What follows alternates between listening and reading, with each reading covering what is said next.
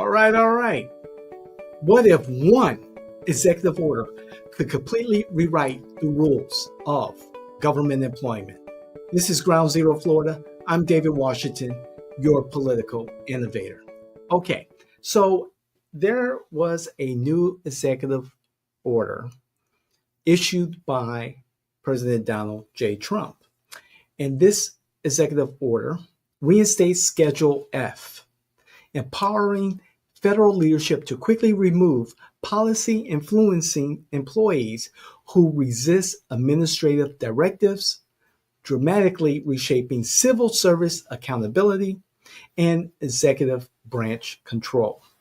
We here at the Jane Washington Network discuss Schedule F. Back in our show, You Can't Make This Shit Up. So I'm going to try and add that as a reference in this particular podcast so that you can watch that after seeing this particular show. But we discuss this as President Joe Biden took office 2021 and rescinded an executive order by then President Donald J. Trump, drastically changing the status of federal employment. But now, President Trump is back in office, and his executive order, and he's got 4 years ahead of him, his executive order has now changed what it means to be a federal employee. And we've been seeing a lot of conversation about this. Recently, the president sent an email to 2 million federal employees saying in the subject line, a fork in the road. And the president said, okay, you can resign now. We'll give you up to 8 months of compensation, and we can move on. Or you can stay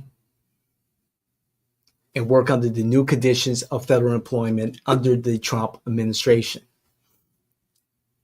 All you have to do was respond in a certain amount of time with the word resign. Now, advocates for federal employees who are not fans of the Trump administration and caution federal employees to take on this offer, whether it's attorneys, unions, so forth and so on, have said, hey, no, this is a raw deal, don't do it. There has to be some conversation in regards to what exactly entails resignment, and do you get your other benefits if you do resign besides the 8 months severance pay. So there's a lot to be discussed. For some people, they're going to take the offer. For others, and I think the vast majority are going to say, no, we're going to, stick around and find out what happens. So this is one of the things that kind of bugs the crap out of me, is that, first of all, the Biden administration, and more particularly the Harris-Walz campaign, but then, just the liberals in general, the Democrats in general, when we were talking about it some time ago, and it was like hair on fire, federal employees, y'all need to, be aware of this. You Democrats, if you support this administration, support, who your candidate's going to be against Trump, which was going to be President Biden. Y'all need to be shouting from the top of the hills to the very bottom of the valleys about what could happen. The what if. And at that same time, we were talking about Project 2025 more than a year before it really started picking up steam during the early part of the Harris-Walz campaign, particularly during the DNC convention. And, it's just frustrating because as I listen to some of the more popular podcasts in that space, the liberal space. There was no discussion. There was no early discussion of significance about Project 2025. So I sit back and, I studied Project 2025. I read the, 90 something page summary and then the 200 odd page document and said, well, Democrats, if you all really are serious about running an effective campaign and having a significant message, you all need to get on this early. The executive director of Project 2025 made 2 appearances on C-SPAN's Washington Journal. I watch or listen to Washington Journal almost every day. And there's so much information that's out there that people should be aware of, and there should be discussions about. But for some reason or another, that discussion happens when it's almost too late. Hey, here's a little tidbit. Everyone, check out Article 3 Project. Check it out. I said it. Article 3 Project. Check it out. Keep up with me. We're going to talk about that later. Anyway, in regards to Schedule 5, I don't want to say, we told you so. But I'm going to say it. We told you so. But this is what we're supposed to do. We're supposed to stay ahead of these trends. As political innovators, we're supposed to keep our pulse, our finger on the pulse of what's happening politically and stay ahead of the trends.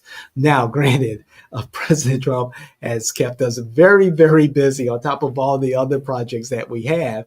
Because his administration has hit the ground running, and it is phenomenal. It is phenomenal how this president has decided in his second go around that he is going to take care of business early.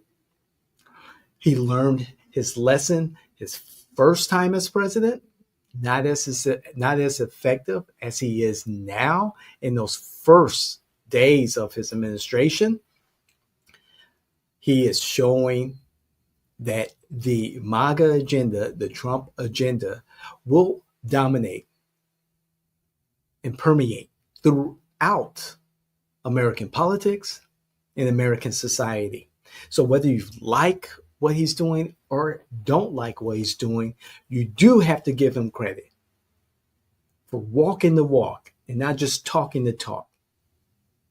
And coming out and saying, hey, we're doing this and I'm doing it right now. You have to give him credit because he showed you, he told you what MAGA was going to be when he ran in 2016, when he was president in 2017 through 2020. In the 4 years that he was not president, they came after him, the Democrats, and they thought they would show him how the game was played. He had 4 years to prepare for this. He had 4 years to put together his team.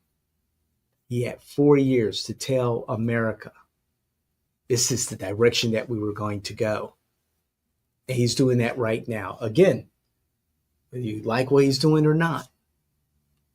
And regardless if you like him as a person, this is not a popularity contest. This is not a fashion show or a beauty contest. This is politics. And politics is a blood sport. And for we as Americans, we need to be better engaged. This has to be a conversation almost every day about politics from the local level up to the presidency. From what happens in our communities to what happens overseas. Because we got great Americans out there putting their lives on the line, defending democracy. We should be aware of what they're facing, even in just a little bit. But they're out there defending our everyday life. Stay involved. Stay aware. Lead healthy lives. Take care of yourselves. Take care of one another. Pray to your God. I pray to my God, my Lord and Savior, Jesus Christ. And God will get us through this. And I thank my parents for setting the foundation that they continue to build on. Not a day passes that I think about my deceased father and my mother, who's still currently alive, and the conversations over the years to get me where I'm at. The foundation that they set and that they continue to solidify for me. Gather in your family. Get your house in order. Lean on your family. Let them lean on you when things are rough. Do it together. Do it for your communities. Build your communities. Let's make America the best that America can be. And we have an opportunity to do that. Let's come together, not separate ourselves into these little cliques and demographics and groups. Let's take this moment and build upon it, because there's always going to be opportunity. And if you can prove differently, you let me know. But there is always going to be opportunity in any circumstances. Are you willing to accept that? So this is Ground Zero, Florida. I'm your host, David Washington. I hope that you tune in the future for more. We've got interviews, we've got commentary. And please, if you think that you have friends, families, those influencers that you know, or candidates or electeds who can benefit from our content and everything that we do as political innovators, please share this content with them. And perhaps they will want to be a part of the content too. Don't be afraid. I don't bite. We'll have an honest, decent conversation, hold each other accountable. But let's have a conversation, a tactful, honest conversation about what matters to everyday Americans, their kitchen table issues. Okay? So please, again, like, share, hit the notification button, all that stuff. And more importantly, definitely, please comment. Love to hear what you have to say. And don't forget, our other shows, The David Washington Show, From the Margins with James Affont and yours truly, and of course, every Monday, 5 minutes or thereof of campaign insight, political innuendo, and the secret sauce to winning campaigns. I'm talking about countertop politics. We'll see you the next time. Love y'all.